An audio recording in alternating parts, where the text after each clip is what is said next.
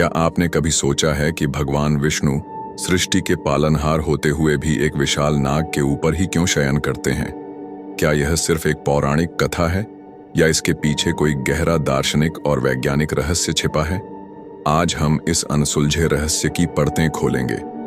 भाग 1। शेषनाग कौन है? शेषनाग सिर्फ एक पौराणिक पात्र नहीं, बल्कि पूरे ब्रह्मांड को संतुलित रखने वाली शक्ति है। पुराणों के अनुसार ये 1000 फनों वाले नाग हैं, जिनके प्रत्येक फन पर पृथ्वी टिकी हुई है। लेकिन क्या ये सिर्फ एक कहानी है या इसके पीछे कोई छुपा हुआ गूढ़ ज्ञान है? भाग 2। शेषनाग और भगवान विष्णु का संबंध। पुराणों के अनुसार शेषनाग स्वयं भगवान विष्णु के अवतार हैं।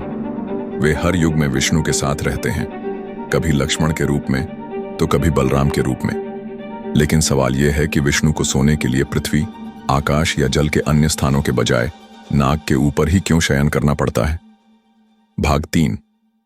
शेषनाग पर शयन करने का आध्यात्मिक रहस्य। हिंदू धर्म में शेषनाग प्रतीक हैं अज्ञान, समय और अनंत ऊर्जा के।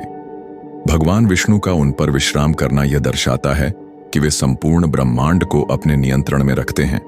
शेषनाग के फन पर सृष्टि का भार टिका है, लेकिन भगवान विष्णु की उपस्थिति यह दर्शाती है कि जब भी संतुलन बिगड़ता है, वे उसे सुधारने के लिए तत्पर रहते हैं। भाग 4। क्या शेषनाग वास्तव में मौजूद थे? क्या शेषनाग सिर्फ कल्पना है या वे किसी वास्तविक शक्ति का प्रतीक हैं?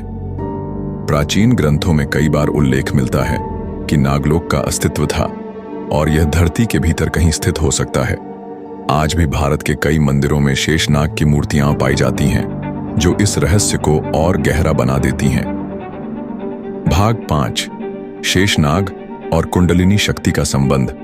क्या आप जानते हैं कि हिंदू योग और तंत्र साधना में शेषनाग को कुंडलिनी शक्ति से जोड़ा गया है? कुंडलिनी शक्ति हमारी रीढ़ की हड्डी में सुप्त रहती है और जब यह जागृत होती है तो व्यक्ति दिव्य ज्ञान और आत्म साक्षात्कार प्राप्त करता है।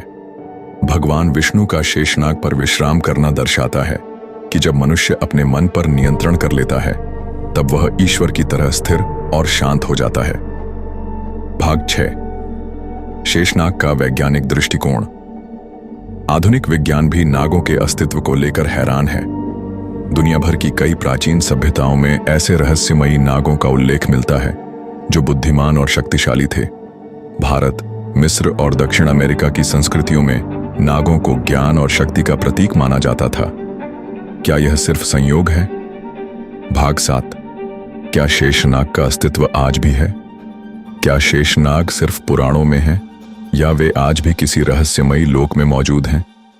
कई संत और तपस्वी दावा करते हैं कि हिमालय के अंदरूनी भागों में नागलोक का अस्तित्व है। वहां के कुछ संतों का कहना है कि शेषनाग आज भी ध्यान में लीन है और जब सृष्टि का संतुलन बिगड़ेगा तब वे फिर प्रकट होंगे। शेषनाग और विष्णु का संदेश। भगवान विष्णु का शेषनाग पर शयन करना सिर्फ एक पौराणिक कथा नहीं, बल्कि एक गहरा संदेश है। यह सिखाता है कि जीवन में चाहे कितनी भी हलचल क्यों न हो, हमें विष्णु की तरह शांत और संतुलित रहना चाहिए। शेषनाग का अर्थ है हमारी अनियंत्रित इच्छाएं, और जब हम उन पर नियंत्रण पा लेते हैं तब हमें सच्ची दिव्यता प्राप्त होती है। अगर आपको यह वीडियो पसंद आया हो तो इसे लाइक करें, अपने दोस्तों और परिवार के साथ शेयर करें और चैनल को सब्सक्राइब करना न भूलें। आपके कमेंट्स हमें और ऐसे रोचक वीडियो बनाने के लिए प्रेरित करते हैं। धन्यवाद। जय श्री हरि।